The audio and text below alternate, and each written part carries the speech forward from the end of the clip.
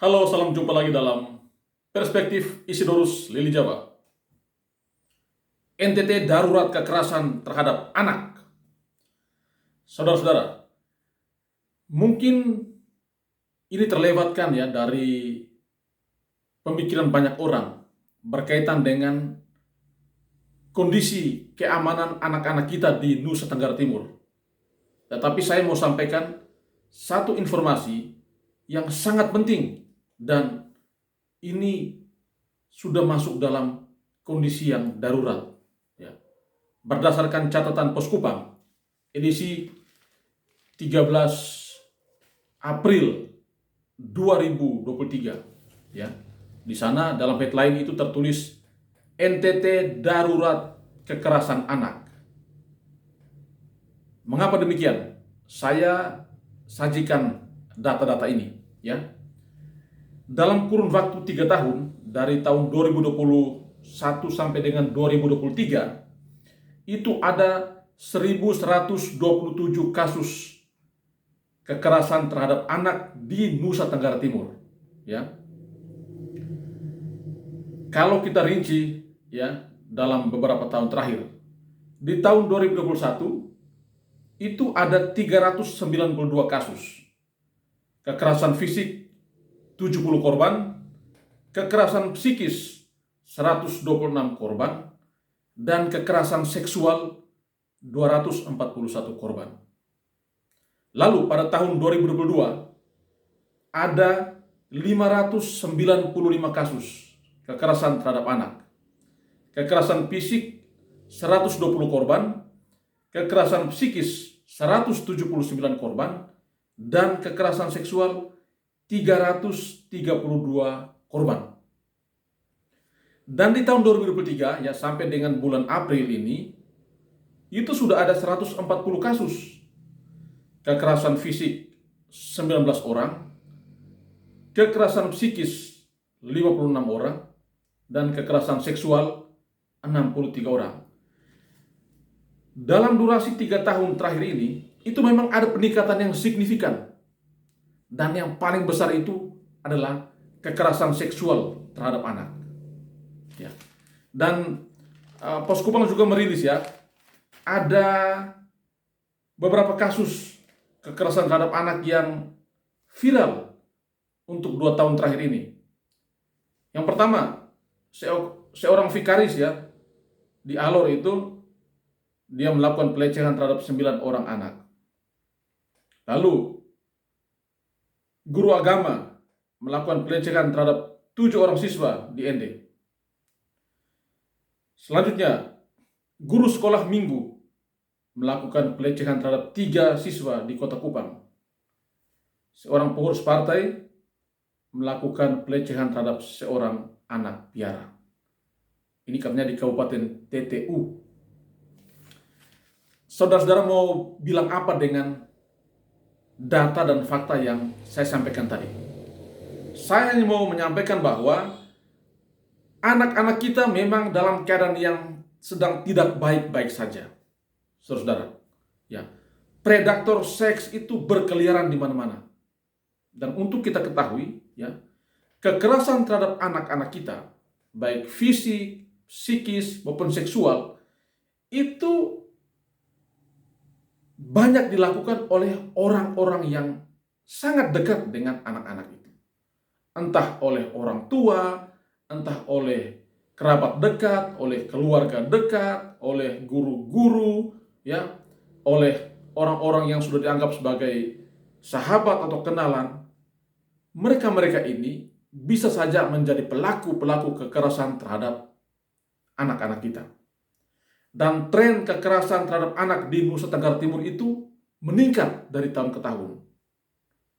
Karena itu, kondisi NTT saat ini adalah provinsi dengan status darurat terhadap kekerasan anak. Lalu, kita mau buat apa dengan kondisi seperti ini? Ya, saya malah berpikir ya, kapan hukuman kebiri itu diberlakukan di Nusa Tenggara Timur? Sudah saatnya para predator seks terhadap anak-anak itu dikebiri. Ya. biarkan mereka merasakan mendapatkan efek maksimal hukuman ya terhadap apa yang sudah mereka lakukan terhadap anak-anak. Ini memang memprihatinkan kita karena yang pertama, dunia anak-anak kita sekarang sudah menjadi tidak ramah. Di jalanan tidak ramah, di rumah tidak ramah, di sekolah tidak ramah, di tempat ibadah tidak ramah. Dan memang ini memprihatinkan kita dan menyedihkan kita. Buktinya adalah apa? Kekerasan itu bisa terjadi di rumah. Kekerasan terhadap anak itu terjadi juga di sekolah oleh guru-guru yang semestinya melindungi, ya, menjaga, ya, memperhatikan anak-anak kita. Bahkan kekerasan terhadap anak itu terjadi di tempat-tempat ibadah, ya, oleh orang-orang, ya, yang kita percaya bahwa mereka ini adalah orang-orang yang mestinya memberikan kasih sayang terhadap anak-anak kita. Tetapi faktanya itu terjadi. Dan ya tugas kita sebagai orang tua memang mesti menjaga anak-anak kita. Menjaga agar anak-anak kita tidak menjadi korban kekerasan, baik fisik, psikis, maupun seksual.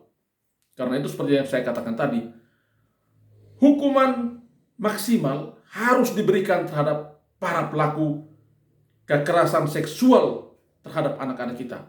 Berilah hukuman yang seberat-beratnya, ya. Jangan lagi para penyidik menyatakan bahwa ini kekurangan saksi. Bagaimana mungkin orang melakukan kekerasan seksual harus ada saksi? Itu tidak mungkin. Karena itu, dengan beberapa alat bukti mestinya itu sudah bisa menjerat para pelaku untuk dihukum dengan hukuman yang seberat-beratnya. Kalau boleh, hukuman kebiri itu segera diberlakukan di NTT. Kebirilah, ya, para pelaku-pelaku kekerasan seksual terhadap anak. Karena apa? Mereka ini predator seksual yang pantas dikebiri dan diumumkan kepada publik, ya, bahwa inilah para pelaku kekerasan seksual terhadap anak atas nama A, B, dan C. Supaya ada efek jera, efek malu terhadap dirinya sendiri dan terhadap keluarganya. Seperti itu. Kalau kita tidak memperlakukan para pelaku dengan hukuman yang seberat-beratnya, maka tindakan-tindakan kekerasan terhadap anak-anak kita itu bisa saja terus berlanjut. Akan ditiru, ya, akan dilakukan juga oleh orang-orang lain. Karena mereka melihat bahwa toh tidak ada hukuman yang maksimal, tidak ada efek jera yang luar biasa bagi para pelaku kekerasan terhadap anak. Saudara-saudara, ini adalah pergulatan kita, pergumulan kita, tantangan kita, ya, bahwa memang dunia saat ini sudah tidak ramah lagi terhadap anak-anak kita. Maka tugas yang paling utama adalah kita sebagai orang tua menjaga anak-anak kita. Kita juga berharap para guru di sekolah mesti juga menjadi pihak yang bertanggung jawab terhadap anak-anak. Karena banyak waktu anak-anak kita dihabiskan di sekolah. Karena itu para guru juga mesti menghindarkan diri dari perlakuan-perlakuan kekerasan terhadap anak-anak di sekolah, baik fisik, psikis, maupun seksual. Dan juga, ya, tokoh-tokoh agama kita, karena juga kekerasan seksual sering terjadi juga di tempat-tempat ibadah atau oleh tokoh-tokoh agama. Ya. Dan untuk para pelaku, orang tua, kalau tahu bahwa anak-anak mereka menjadi korban kekerasan entah fisik, psikis, ataupun seksual, jangan diamkan, jangan takut. Harus diungkapkan kepada publik, ya, laporkan kepada pihak yang berwenang supaya ini diproses. Jangan melihat ini sebagai aib. Kalau kita melihat ini sebagai aib, kita tutup, kasihan para pelaku berkeliaran dan bisa ada peluang untuk melakukan kekerasan yang sama terhadap yang lain. Tetapi juga nasib anak kita ini secara fisik, secara psikis dia akan tertekan dan bisa stres, depresi, dan seterusnya. Karena itu harus dilaporkan, harus berani mengungkapkan ini kepada aparat penegak hukum supaya para pelakunya diproses. Jadi memang situasi di NTT saat ini sedang tidak baik-baik saja untuk anak-anak kita. Karena itu mari kita waspada, ya, mari kita menjaga anak-anak kita, dan ya, pemerintah jangan tutup mata, ya. Aparat jangan setengah hati mengurus kasus-kasus kekerasan terhadap anak ini. Proses, ya, beri efek jera maksimal. Jangan membela para pelaku kekerasan seksual. Kasihan masa depan anak-anak kita. Oke? Terima kasih sudah menyaksikan perspektif ini. Tetap sehat, ya, tetap menjaga anak-anak kita. Tuhan memberkati kita selalu.